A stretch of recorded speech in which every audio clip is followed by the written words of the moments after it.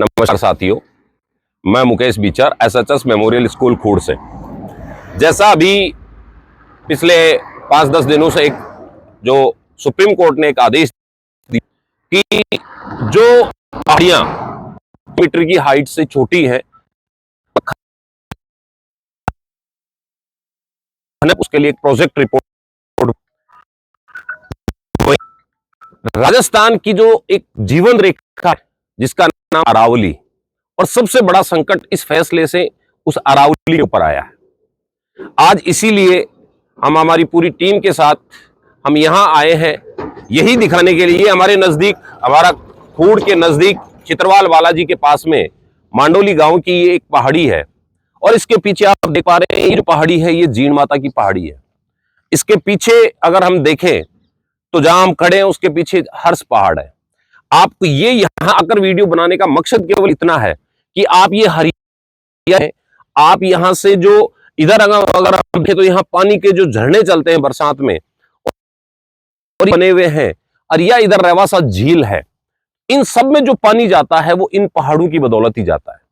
आज हमारे इस खूड़ क्षेत्र में पानी की बड़ी समस्या है, लेकिन यहां ये जो इस पहाड़ जीणवास मान लीजिए बिडोली मान लीजिए, पानी है, इसका सारा कारण ये अरावली की पर्वतमाला की ये पहाड़ी है।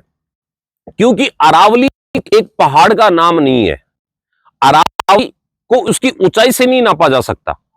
अरावली जीवन रेखा है, उसका बहुत है, उसका काम है पानी को बचाना, उसका काम है हवा से में बचाना।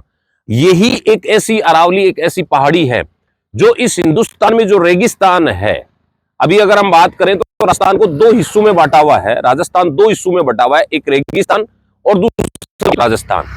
आज जब भी बारिश होती है लोग पर्यटन के लिए उदयपुर दौड़ते हैं, बांसवाड़ा, उदयपुर, माउंट आबू की तरफ दौड़ते हैं, क्योंकि उधर वो पहाड़ी इलाका है, वहां पानी के झरने मिलते हैं और मिलते हैं।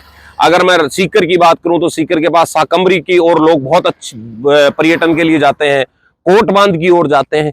क्यों जाते हैं? क्योंकि वो एक पहाड़ी का वो एक श्रृंखला है। रघुनाथगढ़ की पहाड़ियां मान लीजिए, इन सब के ये एक बड़ी श्रृंखला है, देवगढ़ की श्रृंखला मान लीजिए।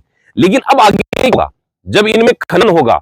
मैं मेरे क्षेत्र की बात करूं, मैं आज दोपहर में भी रामगढ़ की तरफ गया, दाता रामगढ़ की तरफ, तो दाता रामगढ़ मैंने ये देखा कि वो पहाड़ियां किस तरीके से भी है। और उड़ील की बात करूं तो एक पहाड़ी पे एक मंदिर है, उस मंदिर को छोड़े तो केवल सीधी पहाड़ी को चीर दिया गया। खनन के बाद में वो स्थिति हो जाएगी, और वो स्थिति होगी तो पहाड़ी हरियाली वहां कहीं नहीं मिलती है। ये जो हरियाली है, यानी हमारा वन क्षेत्र कमजोर हो जाएगा। वन क्षेत्र कमजोर हो, सीधी बात है कि हमारे यहाँ का तापमान और बढ़ेगा। हम एक साइड तो ये कहते हैं कि एक पेड़ मां के नाम, और दूसरी साइड इतने पेड़ों की जीवन रेखा जो हमारी अरावली पर्वतमाला है उस पर हमने संकट खड़ा कर रखा है। इस बात को हमें समझना पड़ेगा और इस बात को हमें बदलना पड़ेगा। आज हम 5 हैं, कल हम 25 होंगे, परसों हम लाखों होंगे, और हम सबको उठना पड़ेगा, क्योंकि ये हमारे बच्चों के भविष्य का सवाल है। आज अगर हम एक जब पढ़ाते हैं क्लास में तो हम बच्चों को सिखाते हैं कि आप पानी बचाइए, आप शुद्ध हवा लेने के लिए दूर कर रहे हैं आप हमारे बच्चे के साथ। अगर ये देंगे तो रेगिस्तान इधर फैलेगा, और लास्ट में क्या होगा आप खुद जानते हैं। तो इन्हीं ये यहां वीडियो बनाने का मकसद हमारा केवल आपको मात्र था कि ये पहाड़ियां हैं, ये हमारी सुरक्षा है। हमें ये गलत हमारे पूर्वजों ने कई प्रकार के मिले हैं। आप इसको पूरा देख सकते हैं अगर पहाड़ियों को देखेंगे, और जहां खनन हुई पहाड़ियों को देखेंगे तो आपको अंतर स्पष्ट समझ में आ जाएगा। तो अपने बच्चों को, जितने भी साथी हैं, जितने भी बड़े बुजुर्ग हैं, वो सब इस चीज के लिए जागरूक हों। और मैं तो यही कहूंगा कि अगर अरावली बची तो हम बचेंगे, अगर अरावली नहीं बची तो हमारे संकट में भी, हमारा जीवन भी संकट में होगा। क्योंकि अगर अरावली में खनन हुआ तो फिर वहां पे कॉलोनियां होंगी, निर्माण होंगे, लेकिन वहां क्या नहीं होगा,